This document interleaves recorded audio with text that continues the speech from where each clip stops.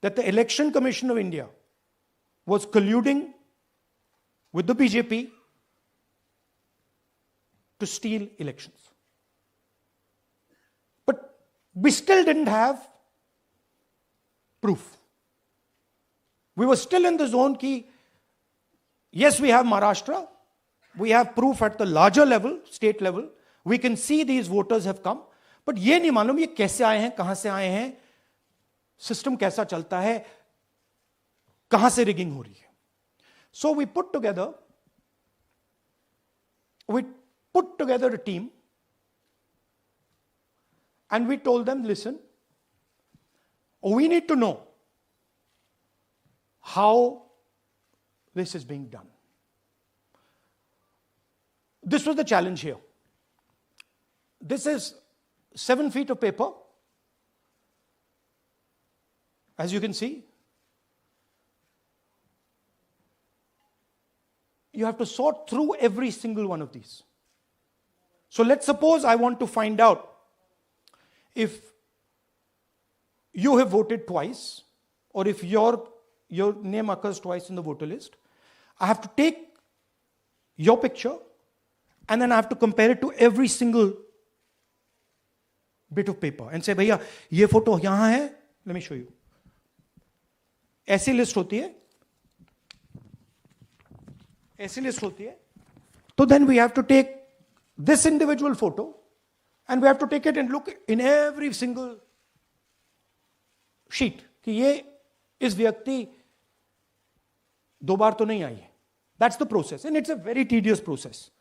I had initially thought that we will do multiple seats, but when we faced this, we realized why the Election Commission doesn't give us electronic data. Because they don't want us to look carefully. And so now we're going to go into the details and we're going to show you how this was done. Here is duplicate voter. There are 11,965 voters of this type. This is a gentleman called Gurkirat Singh Dang.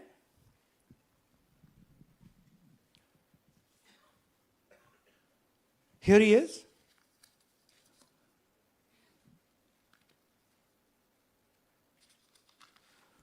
Can you zoom in? Gurkirat Singh Dang appears once, twice, 3 times, 4 times, in 4 different polling booths in the constituency. He is the same name, the same address, the same person, 4 different polling booths. And this is not just one person. This is thousands of people in one assembly. These are all the people who have voted multiple times in Karnataka. That's the names, that's their addresses, that's the polling booths where they register to vote. Okay? Next. Fake addresses. There are 4,000 voters. Show the photos. These are the photos. Either no photo or a photo that is so small that but what's really interesting here, now she uses this form twice. She uses it first on the 13th, 13/9/23, and then she does it again 31/10/23. So she becomes a voter twice. And then the beautiful thing is, show us the next slide, she actually votes twice. Or somebody votes twice for her. Right?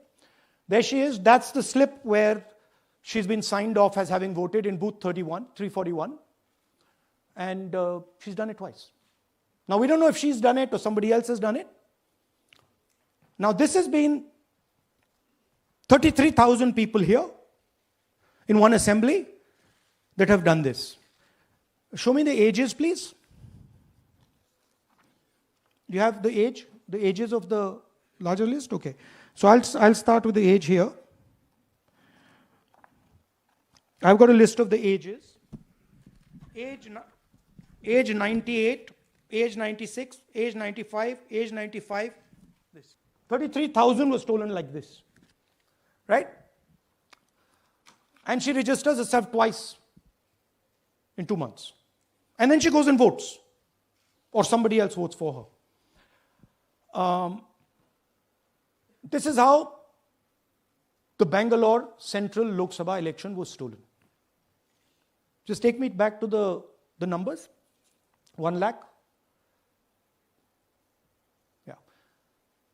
So 1,250,000 stolen, election won in one assembly. Duplicate votes 11,965. Menu दे रहा हूं ना आपको. Dessert, starter, right? Duplicate voter 11,965. Fake and invalid addresses 40,009. Bulk voters in single address 10,452. Invalid photos 4,132. Misuse of Form 6 33,692. The reason the Election Commission does not give us data is because this is happening across the country. ప్రతిపక్ష నాయకులను చూస్తూనే ఉన్నారు. జాతీయ స్థాయి ప్రతిపక్ష నాయకుల నుంచి ఓడిపోతేనేమో సడన్గా ఓట్ చోరీ అంటారు. వాళ్ళు గెలిచినప్పుడేమో ఓట్ చోరీలు కనిపించే వాళ్ళకి. గత ప్రభుత్వంలో కూడా చూసాం. 2019లో వాళ్ళు గెలిచినప్పుడు మేము ఎక్కడా మాట అనలా. ప్రజలు తీర్పు ఇచ్చారు, దాన్ని గౌరవించాం. 2024లో 151 సీట్లు కూటమి ప్రభుత్వానికి ఇచ్చి 164 కూటమి ప్రభుత్వానికి ఇస్తే సడన్గా వారికి ఏమనిపించిందంటే ఇది ఓట్ల గురించి మన ఓటింగ్ మెషిన్లో తప్పంటాం. అంటే గెలిచినప్పుడు ఒక న్యాయం, ఓడిపోయినప్పుడు ఇంకో న్యాయం. ఇది రాష్ట్రం జాతీయ స్థాయి నుంచి రాష్ట్రం వరకు అంతర్గతంగా అస్థిరత సృష్టించడం వాడి విధానం. మనం దాంట్లో అంతర్జాతీయ కుట్రలో భాగంగా చూడాలి ఇదంతా.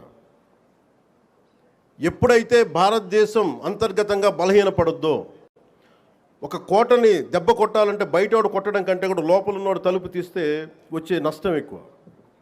అందుకని ఎప్పుడు కూడా విదేశీ శక్తులు అంతర్గతంగా ఎవరున్నారు భారతదేశంలో, వాళ్ళకి ఎలాంటి ఇన్ఫర్మేషన్ ఇస్తే బాగుంటుంది, వాళ్ళ ఎజెండాని వీళ్ళందరూ మోస్తున్నారు.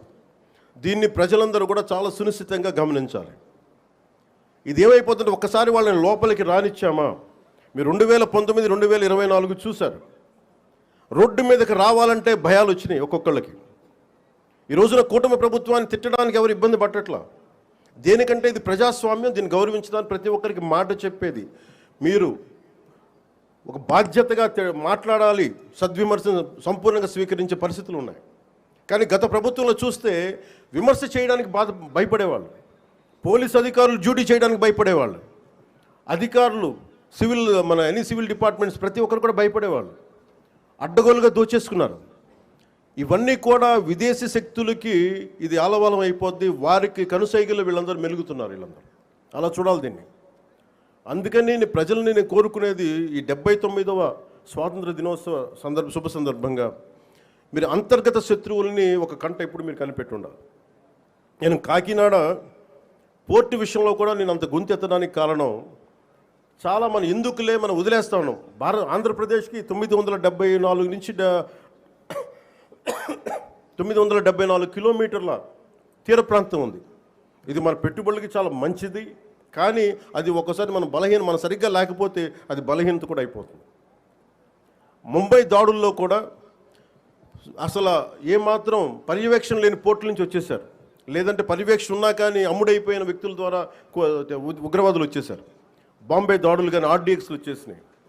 ముఖ్యంగా ఆంధ్రప్రదేశ్ తీర ప్రాంతంలో పోలీస్ శాఖ చాలా బలమైన దృష్టి పెడుతుంది. ఎందుకంటే నాకు ఇది కాకినాడ చాలా వల్నరబుల్గా అనిపిస్తుంది ఒకసారి రిపోర్ట్ చూస్తూ ఉంటే.